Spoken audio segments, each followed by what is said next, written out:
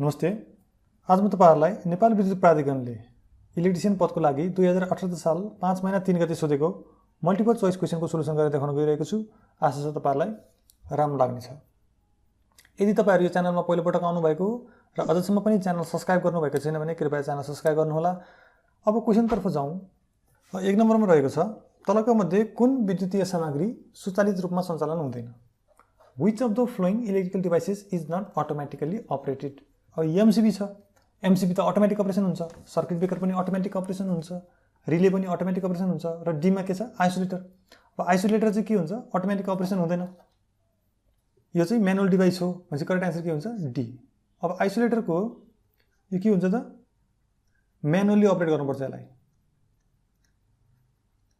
Manually operation गर्नुपर्छ र यसलाई अर्को के पनि भनिन्छ?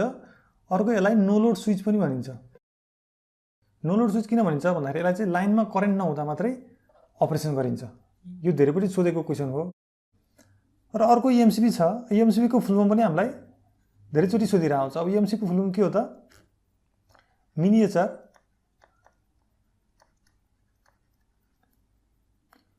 Circuit breaker. यसको पनि फुल फर्म धेरैचोटि सोधेको छ हैन त। अब अरु क्वेशनमा जाउँ। 2 मा छ, ओभरहेड लाइनमा तामाको सट्टा एल्युमिनियम एसीएसआर किन प्रयोग गरिन्छ? Why is aluminium is used instead of copper in overhead line? Option A मा छ, करेन्ट वहन गर्ने क्षमता बढी भएकोले, बी मा खियाको समस्या नहुने भएकोले, सी मा सस्तो भएकोले र डी मा जडान गर्न सजिलो हुनाले। अब यो ओभरहेड लाइनमा कपरको सट्टा एल्युमिनियम प्रयोग गर्नुको मेन कारण भनेको के हो त? यो चिप भनेको सस्तो भएकोले। करेक्ट आन्सर के हुन्छ? सी। 3 नम्बरमा, उच्च भोल्टेज प्रसारण लाइनमा सबभन्दा उपयुक्त कन्डक्टर हो? In high voltage transmission line the top most conductor is. अब यो क्वेशन पेपरमा नै गलत सोधिएको छ, यसरी नै भाषा बिग्रेर सोधेको छ। तर हामीले अब क्वेशनले के सोधेको हो त भन्दाखेरि टप मोस्ट कन्डक्टर के हो भनेर सोधेको हो। अब कुनै हाई भोल्टेज लाइनमा टप मोस्ट कन्डक्टर के हुन्छ त? अप्सन ए छ R phase, Y phase, B phase र करेक्ट आन्सर के हुन्छ? डी। हाई भोल्टेज ट्रान्समिसन लाइनमा टप मोस्ट कन्डक्टर भनेको अर्थिङ कन्डक्टर हुन्छ। अब एउटा डायग्राम हेरौँ। यस्तो एउटा टावर छ भने के हुन्छ? यो एउटा आर फेजको कन्डक्टर हुन्छ, वाई फेजको कन्डक्टर हुन्छ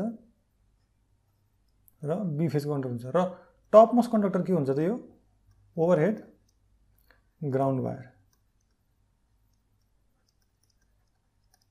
र अर्को क्वेशनमा जाउँ। वितरण लाइनबाट ग्राहकको घरमा कनेक्सन गर्न कुन तारको प्रयोग गरिन्छ? Which cable is used to connect consumer terminal to the distribution line? A मा डिस्ट्रिब्युटर, बी मा सर्भिसम्यान, सी मा फिडर र डी मा नन अफ द एबोभ। अब डिस्ट्रिब्युसन लाइनबाट ग्राहकको घरसम्म जोड्न प्रयोग गर्ने केबल भनेको के हो त? जुन तपाईहरुको घरमा मिटरमा ल्याएको कालो तार हुन्छ, त्यही प्रयोग गरिन्छ। त्यसलाई के भनिन्छ त? सर्भिस मेन्स भनिन्छ। डिस्ट्रिब्युसन लाइनबाट कन्ज्युमरलाई जोड्ने भनेको यसले सर्भिस मेनले। Correct answer B. 5 मा छ, नेपालको गुणस्तर अनुसार एउटा पावर सकेटमा अधिकतम कति लोड जडान गर्न मिल्छ? According to Nepal standard, what is the maximum load connecting capacity of a power socket? नेपालको स्ट्यान्डर्ड अनुसार चाहिँ एउटा पावर सकेटमा लोड कनेक्टिङ क्यापेसिटी भनेको कति हुन्छ त? 3000 वाट हुन्छ। Correct answer C. 6 नम्बरमा रहेको छ, ग्राहकको घरमा लगिने विद्युत कनेक्सन गर्दा प्रथमदेखि क्रमशः कुन अर्डरमा विद्युतीय उपकरणहरू जडान गरिन्छ? While connecting consumers terminal, which order of the electrical equipment is perform from the फर्स्टदेखि लास्टसम्म ग्राहकको घरमा लाइन लाँदाखेरि कसरी जोडिन्छ भनेर सोधेको छ। अब हामीलाई 4 अप्सन दिएकोमा करेक्ट आन्सर के हुन्छ? B. Meter, fuse, main switch र डिस्ट्रिब्युसन बक्स। अब यो कसरी हुन्छ भन्दाखेरि हेरौँ पहिला कसरी आउँछ। हामीलाई फर्स्टदेखि लास्टसम्मको अर्डर सोधेको छ। मानौ हाम्रो घर अगाडि आर, वाई, बी र न्युट्रल गरेर यो डिस्ट्रिब्युसन लाइन छ। अब डिस्ट्रिब्युसन लाइनबाट के हुन्छ? कुनै एउटा फेज र न्युट्रलबाट सर्भिस मेन्स भनेको घरमा आउने कालो तार, सर्भिस मेन्सबाट डिस्ट्रिब्युसनलाई ट्याप गरेर सर्भिस मेन्स हुँदै केमा लगिन्छ त किलोवाट आवर किलोवाट मिटरमा सर्भिस मेन ल्याएर जोडिन्छ। अब किलोवाट मिटरबाट के हुन्छ MCB मा जोडिन्छ भनेको मिनिएचर सर्किट ब्रेकरमा। MCB बाट केमा दिन्छ MCB बाट MDB मा दिन्छ मेन डिस्ट्रिब्युसन बोर्डमा दिन्छ। मेन डिस्ट्रिब्युसन बोर्डमा दिइसकेपछि अब मेन MDB बाट के गरिन्छ त सब डिस्ट्रिब्युसन बोर्डमा के गर्छ त लाइन बाडिन्छ। भनेपछि अब हामीलाई के सोधेको थियो प्रथमदेखि क्रमशः भनेको थियो भनेपछि सबभन्दा पहिला हुनुपर्ने के थियो डिस्ट्रिब्युसन लाइनबाट सर्भिस मेनमा आउँछ अनि मिटरमा आउँछ। भनेपछि हामीसँग यहाँ सर्भिस मेन भन्ने अप्सनमै छैन हैन, कालो तार सधैँ छैन। भनेपछि मेनमा सबभन्दा पहिला हुनुपर्ने के थियो त हामीसँग मिटर थियो। भनेपछि मिटर सबभन्दा पहिला भएको अप्सन के थियो अप्सन बी। भनेपछि करेक्ट आन्सर बी हुन्छ मिटरबाट फ्युज त्यसपछि मेन स्विच र डिस्ट्रिब्युसन बक्स। करेक्ट आन्सर चाहिँ के छ बी मिल्दोजुल्दो छ, सबभन्दा मिल्ने चाहिँ बी छ, त्यही भएर करेक्ट आन्सर बी। अब अर्को क्वेसनमा जाउँ। तलका ACSR तारमध्ये धेरै करेन्ट कुनबाट पठाउन सकिन्छ? From which ACSR cable can more current be supplied? एमा डग, बीमा ऱ्याबिट, सीमा विजल, डीमा अल अफ द एबोभ। अब यो नामहरूको छेउमा के दिएको छ त यसको एरिया दिएको। अब जसको एरिया बढी छ त्योबाट हामीले धेरै करेन्ट पठाउन सकिन्छ। भनेपछि यतिकै यही नम्बर हेरेर नै हामीले करेन्ट आन्सर के सिलेक्ट गर्न सकिन्छ त ए डग। भनेपछि सबभन्दा सानो विजल, त्यसपछि ऱ्याबिट, त्यहाँबाट डग हो। भनेपछि अब सबभन्दा जसको एरिया धेरै भयो उसले धेरै करेन्ट पठाउन सक्ने भयो। भनेपछि अब 845 डिग्री सेल्सियस 45 डिग्री सेल्सियसमा यिनीहरूको करेन्ट क्यारिङ क्यापेसिटी कति हुन्छ त विजलले 170 एम्पियरसम्म क्यारी गर्न सक्छ। त्यस्तै ऱ्याबिटले कति गर्न सक्छ त ऱ्याबिटले 240 एम्पियरसम्म क्यारी गर्न सक्छ र डगले 360 एम्पियरसम्म क्यारी गर्न सक्छ। भनेपछि यो भ्यालु पनि सोध्न सक्छ कहिलेकाहीँ, यो सम्झिनुपर्छ। अर्को क्वेसन जाउँ। 8 नम्बरमा रहेको छ मोटरमा अत्याधिक कम्पन हुनुको कारण के हो? What is the cause of maximum vibration in a motor? एमा बेयरिङ बिग्रिनु, बीमा आर्मेचर कोइल ओपन हुनु, सीमा साफ्ट बेन्ड हुनु र डीमा ब्रसमा टेन्सन बढी हुनु। अब यसको करेक्ट आन्सर के हुन्छ त ए बेयरिङ बिग्रिनु। बेयरिङ बिग्रियो भने के हुन्छ मोटरमा भाइब्रेसन आउँछ, किन बेयरिङमा साफ्ट सपोर्ट गरे हुन्छ र बेयरिङ बिग्रियो फुट्यो भने के हुन्छ त मेसिनमा भाइब्रेसन आउँछ। साफ्ट बेन्ड भयो भने नि भाइब्रेसन त आउँछ, तर मेन कारण चाहिँ के हो त बेयरिङ बिग्रिनु। यदि यहाँ बेयरिङ बिग्रिनु नभएको भए करेक्ट आन्सर के हुन्थ्यो सी हुन्थ्यो। साफ्ट बेन्ड हुँदा नि भाइब्रेसन हुन्छ र बेयरिङ बिग्रियो भने नि भाइब्रेसन हुन्छ। तर यहाँ सुइटेबल आन्सर चाहिँ के हुन्छ ए। 9 नम्बर छ विद्युतीय झड्का लागेको व्यक्तिलाई गरिने प्राथमिक उपचार के हो? Which first aid is provided to a person having electric shock? एमा कृत्रिम श्वास प्रश्वास, बीमा पानी खुवाउने, सीमा मलमपट्टी गर्ने र डीमा कपडाले छोपेर राख्ने। अप्सन बी पानी खुवाउने नि मिल्दैन र डी कपडाले छोपेर राख्ने मिल्दैन। तर हामीलाई इलेक्ट्रिक सक मात्रै भनेको छ, तर कस्तो सिरियसनेस भनेर भनेको छैन। अब कृत्रिम श्वास प्रश्वास कस्तोमा दिन्छ भन्दाखेरि यदि मान्छे इलेक्ट्रिक सक लागेपछि बेहोस भएको छ हैन, उसको सास रोकिया छ अथवा सास थोरै छ भने त्यस्तो अवस्थामा चाहिँ कृत्रिम श्वास प्रश्वास दिइन्छ। अब यहाँ मिल्न त मलमपट्टी पनि गर्न मिल्छ, तर फेरि के भन्न सकिन्छ भन्दाखेरि मलमपट्टी भनेको चोटपटक लागेको बेलामा गर्ने हो भनेर भन्न सकिन्छ। त्यही भएर अब क्वेसन चाहिँ अलिक क्लियर चाहिँ छैन। तर अब इलेक्ट्रिक सक भनिसकेपछि के हुन्छ त अब अप्सन रोज्नु पर्दाखेरि हामीले चाहिँ ए कृत्रिम श्वास प्रश्वास करेक्ट आन्सर। अब कृत्रिम श्वास प्रश्वासलाई इङ्ग्लिसमा के पनि भन्छ त कहिलेकाहीँ CPR भनेर पनि भनिन्छ, कार्डियो पल्मोनरी रेजोरेक्सन पनि भनिन्छ है। अब अर्को क्वेसनमा जाउँ। विद्युतीय वायरिङमा सुरक्षा सम्बन्धी मापदण्ड अनुरूप कुन रङको तार अर्थिङको लागि प्रयोग गरिन्छ? Based on safety regulation which colour wire is use for earthing in electrical wiring system? अर्थिङको लागि प्रयोग गर्ने भनेको सधैँ के हो त ग्रीन कलरको वायर अर्थिङको लागि प्रयोग गरिन्छ। प्रदेश नम्बर 2 मा जलविद्युत आयोजनाको संख्या कतिवटा छन्? How many hydro power plant are there in provision number 2? अहिलेसम्म कुनै पनि छैन। Correct answer D. 12 मा वाट मिटरबाट के मापन गरिन्छ? What is measure by watt meter? नामले वाट भनेको के हो त पावर, भन्छ यसले मेजर गर्ने के हो त पावर हो। वाट मिटरले पावर मेजर गर्छ। करेन्ट चाहिँ केले मेजर गर्छ? करेन्ट मेजर गर्ने एम्मिटरले। एमिटरले करेन्ट मेजर गर्छ, भोल्टमिटरले भोल्टेज चाहिँ भोल्टमिटरले मेजर गर्छ, पावर वाट मिटरले मेजर गर्छ र इनर्जी केले त इनर्जी मिटरले इनर्जी मेजर गर्छ। अर्को क्वेसन जाउँ। पावर केबलमा प्रयोग भएको कन्डक्टरको साइज मा निर्भर गर्दछ। The size of the conductor use in power cable depend upon operating voltage, power factor, current to be carried र टाइप अफ इन्सुलेसन युज्ड। अब कन्डक्टरको साइज चाहिँ कति करेन्ट फ्लो हुन्छ त्यो केबलबाट हैन, त्यसैमा भर पर्छ। भनेपछि correct answer C, current to be carried. अब ब्याट्री 14 नम्बरमा छ। ब्याट्री समानान्तर कनेक्सनले सर्किटको कुल parallel connection of the battery of the circuit. अब ब्याट्रीलाई प्यारलल कनेक्सन गर्दा के हुन्छ त, करेन्ट इन्क्रिज हुन्छ, डिक्रिज हुन्छ, भोल्टेज इन्क्रिज हुन्छ, भोल्टेज डिक्रिज हुन्छ। भनेको प्यारलल कनेक्सन गरेर के हुन्छ, करेन्ट इन्क्रिज हुन्छ। अब यदि फेरि सिरिज कनेक्सन गर्ने भने के हुन्छ त, भोल्टेज इन्क्रिज हुन्छ।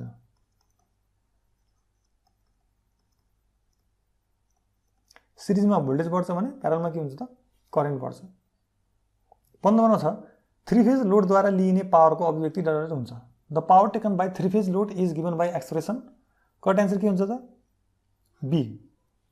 तपाईले सोध्नु होला अब कतै 3 छ कतै √3 प्रयोग गरेर त्यो के हो भन्दाखेरि पावरको फर्मुला हामीलाई के थाहा छ, P = √3 एक्टिभ पावर है। यो P एक्टिभ पावर भनेको चाहिँ √3 * VL * IL * cos phi।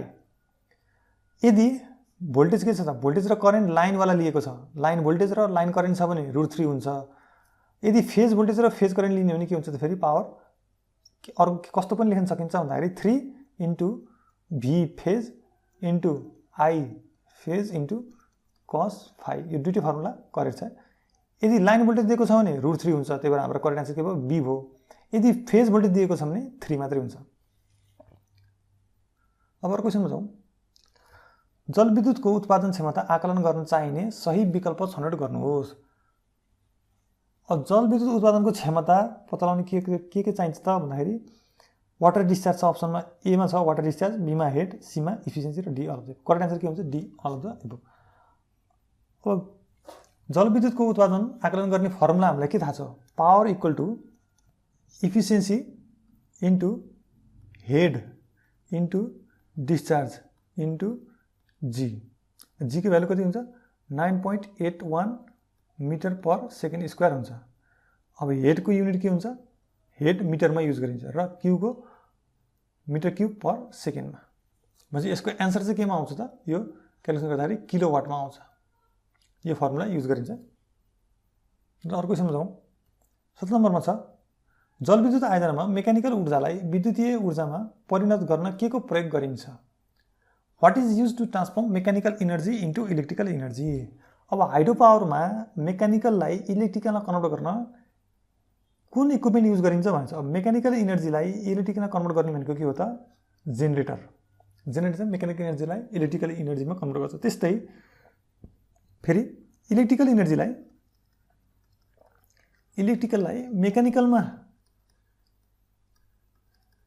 Mechanical convert गर्न पर्यो भने के युज गरिन्छ त, मोटर। मोटरले चाहिँ इलेक्ट्रिकललाई मेकानिकलमा कन्भर्ट गर्छ भनेपछि जेनेरेटरले के गर्छ, मेकानिकललाई इलेक्ट्रिकलमा कन्भर्ट गर्छ। करेक्ट आन्सर के हुन्छ, बी। 18 मा छ, साधारणतया कस्तो प्रकारको ट्रान्सफर्मर स्टेसन ट्रान्सफर्मर हुन्छ। Generally what type of transformer is a station transformer. Unit transformer, step up transformer, step down transformer र D all of the above. अब स्टेसन ट्रान्सफर्मर भनेको के हो त, स्टेप डाउन ट्रान्सफर्मर हो। यो चाहिँ कहाँ हुन्छ, पावर प्लान्ट अथवा सब स्टेसनमा युज हुन्छ हैन। के को लागि प्रयोग गरिन्छ भन्दाखेरि चाहिँ यो चाहिँ ब्याट्री चार्जिङको लागि, लाइटिङको लागि र एक्जिलरी सिस्टमको लागि। अर्को क्वेसनमा जाउँ। जेनेरेटरले उत्पादनको सिद्धान्तको आधारमा काम गर्दछ। Generator works on the principle of production of. जेनेरेटरले काम गर्ने भनेको के हो त, dynamically induce EMF. Option A मा करेक्ट एन्सर। अब ट्रान्सफर्मरको समानान्तर सञ्चालनको दौरान गलत पोलारिटीको परिणाम डट हुन्छ। During parallel operation of transformer incorrect polarity will result in. अब ट्रान्सफर्मरलाई प्यारलल अपरेसन गर्दाखेरि यदि पोलारिटी इनकरेक्ट भयो भने के हुन्छ त सर्ट सर्किट हुन्छ, त्यही भएर पोलारिटी मिलाउनुपर्छ। अब पोलारिटी जनाउनको लागि के युज गरिन्छ त dot convention, dot convention use गरिन्छ र कतै कतै के हुन्छ क्रस साइन पनि युज गरिन्छ। अब क्वेसनमा जाउँ। पिटीलाई लाइनसँग डट डटमा जोडिन्छ। अब PT is connected in dot dot with the line. अब पिटीलाई के भन्छ, पिटी भनेको के हो त, यसलाई पोटेन्शियल ट्रान्सफर्मर भनिन्छ। पोटेन्शियल ट्रान्सफर्मर अथवा यसलाई के पनि भन्छ भिटी, भोल्टेज ट्रान्सफर्मर पनि भनिन्छ हैन। र पिटीलाई सधैँ के गरिन्छ त लाइनसँग प्यारललमा जोडिन्छ। त्यस्तै अर्को सिटी हुन्छ। सिटी भनेको के हो त करेन्ट ट्रान्सफर्मर, यसलाई चाहिँ के गरिन्छ लाइनसँग सधैँ सिरिजमा जोडिन्छ। यो क्वेसन पनि सोध्न सक्छ, धेरैचोटि सोधेको छ। सिटीलाई चाहिँ सिरिजमा जोडिन्छ हैन, पिटीलाई चाहिँ के गरिन्छ त प्यारललमा जोडिन्छ। सिटीको फुल फर्म पनि सोधेको छ, इम्पोर्टेन्ट क्वेसन। त्यही भएर मैले तपाईहरुलाई क्वेसनको सहित अरु कुरा पनि एक्सप्लेन गरिदिरहेको छु। 22 नम्बरमा छ विद्युतीय सर्किटमा फल्ट भए तलका मध्ये कुन उपकरण पहिला प्रयोगमा आउँछ। If there is any fault in electric circuit which device is primarily used. Electric सर्किटमा फल्ट हुँदा सबभन्दा पहिला सेन्स गर्ने भनेको केले हो त सिस्टमको सेन्सर भनेकै रिले हो। भनेपछि फल्ट सबभन्दा पहिला सेन्स गर्ने रिलेले, अनि रिलेले के गर्छ त सर्किट ब्रेकरलाई ट्रिपिङको कमान्ड दिएर सर्किट ब्रेकरले लाइन काट्ने हो। भनेपछि प्राइमरीली अथवा पहिला युजमा आउने भनेको के हो बी रिले, रिलेले सेन्स गर्छ अनि बल्ल सर्किट ब्रेकरले काम गर्ने हो। र आइसोलेटर भनेको के हो त म्यानुअल डिभाइस हो। भनेपछि यो हामीले म्यानुअली गर्ने हो, यसलाई यसमा कुनै पनि सेन्सर हुँदैन, म्यानुअल डिभाइस हो हैन। सबभन्दा पहिला के आउँछ रिले, भनेपछि करेक्ट आन्सर रिले। 23 नम्बरमा छ स्वचालित रूपमा सप्लाई बन्द गर्ने उपकरण कुन हो। Which device turns off the supply automatically. स्वचालित रूपमा विद्युत सप्लाई बन्द गर्ने अप्सन के छ आइसोलेटर, बी मा सर्किट ब्रेकर, सी मा insulator, D all of them. स्वचालित रूपमा सप्लाई बन्द गर्ने के हो त सर्किट ब्रेकर हो। रिलेले सेन्स गर्छ र सर्किट ब्रेकरलाई सिग्नल दिएपछि सर्किट ब्रेकरले काट्दिन्छ। आइसोलेटर के हो मैले अघि नै भने आइसोलेटर भनेको म्यानुअली हो, म्यानुअल डिभाइस हो, यसमा कुनै पनि सेन्सर हुँदैन हैन। र इन्सुलेटर भनेको कहाँ के हो त इन्सुलेटर भनेको यसको काम भनेको इन्सुलेसन प्रोभाइड गर्ने हो, इन्सुलेसन प्रोभाइड गर्छ र यसमा कुनै पनि ट्रिपिङको मेकानिजम हुँदैन। आइसोलेटर चाहिँ म्यानुअली अपरेट हुन्छ र इन्सुलेटरको काम भनेको इन्सुलेसन प्रोभाइड गर्ने हो, यसले ट्रिपिङ सिपिङ सम्बन्धी केही पनि काम गर्दैन। करेक्ट आन्सर के हुन्छ बी। 24 मा छ लाइटनिङको कारण हुने ओभर भोल्टेज विरुद्ध संरक्षण प्रदान गर्न के गर्नुपर्दछ। What is to be done to protect against over voltage due to lighting. एउटा के छ use of surge diverter. Surge डाइभर्टरलाई के पनि भनिन्छ सर्ज एरेस्टर पनि भनिन्छ, सर्ज एरेस्टर पनि भनिन्छ हैन, यो पनि हो एउटा। अब बी मा छ लो टावर फुटिङ रेसिस्टेन्स। अब टावर फुटिङ रेसिस्टेन्स भनेको के हो भन्दाखेरि जुन मेटल स्ट्रक्चर हुन्छ, टावरको मेटल स्ट्रक्चर हुन्छ, त्यो टावरको मेटल स्ट्रक्चरले ग्राउन्डलाई कति रेसिस्टेन्स अफर गर्छ। The resistance offered by metallic part of the tower to the ground is call tower footing resistance हैन। अब यसको भ्यालु चाहिँ कति हुनुपर्छ भन्दाखेरि जनरली 10 ओम भन्दा कम हुनुपर्छ भनिन्छ टावर फुटिङ रेसिस्टेन्स हैन। सी मा छ overhead ground wire. Overhead ground अघि नै मैले ड्रइङ बनाएको थिएँ। टावरको ओभरहेड ग्राउन्ड वायर भनेको के हो त टावरको सबभन्दा टपमा राखेको कन्डक्टर, यसलाई रेगुलर इन्टरभलमा अर्थिङ गरे हुन्छ र यसको काम भनेको के हो त लाइटिङलाई आफूतिर एट्र्याक्ट गर्ने। भनेपछि यसले यसमा लाइटिङ परेपछि के हुन्छ रेगुलर इन्टरभलमा अर्थिङ गरे हुन्छ र यसले ग्राउन्डमा डिस्चार्ज गरिदिन्छ, जसले गर्दाखेरि फेज कन्डक्टरहरुमा चाहिँ लाइन जान पाउँदैन। भनेपछि यो तीनटैको काम भनेको के हो त लाइटिङबाट बचाउने हो। भनेपछि करेक्ट आन्सर के हुन्छ all of the above. Overhead ground wire भनिन्छ यसलाई। अर्को क्वेसन हो सर्किट विच्छेद गर्न आइसोलेटरको प्रयोग गरिन्छ जब डट डट कुन बेलामा प्रयोग गरिन्छ त। Isolator are use to disconnect a circuit when dot dot. यो धेरैचोटि सोधेको क्वेसन हो।